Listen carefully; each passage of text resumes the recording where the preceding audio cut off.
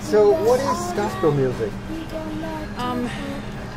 Gospel music is inspiring and encouraging. Now, where it differs from spirituals, which gospel music gets its origin from spirituals, but it's not directly derived from spirituals.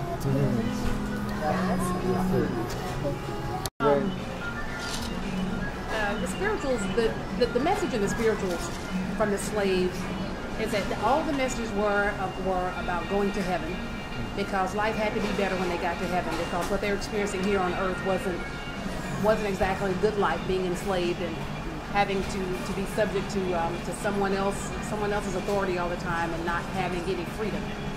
So, and if you look at the history of the slaves and their spiritual background, they weren't allowed to have their own church services, so they had to go to church with their white masters. So in being in church with their white masters, they were able to hear a lot of the hymns and music that came forth through the white Protestant churches. So out of that, gospel music really came more from the white Protestant hymns than it did from the style and the flavor of gospel music probably came more from the spirituals. Probably the music that's closely related to spirituals would be blues, because they're both forms of American folk songs that tell stories about hard times and life, and it talks about the human experience. So blues and spirituals are probably the two forms of music that are more closely related.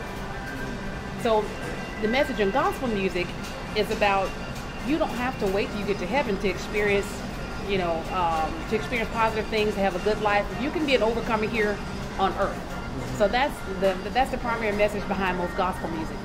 So, it talks about, things that an individual may have gone through, but how they were also an overcomer, and things are able to get better so that their life here on earth could be better.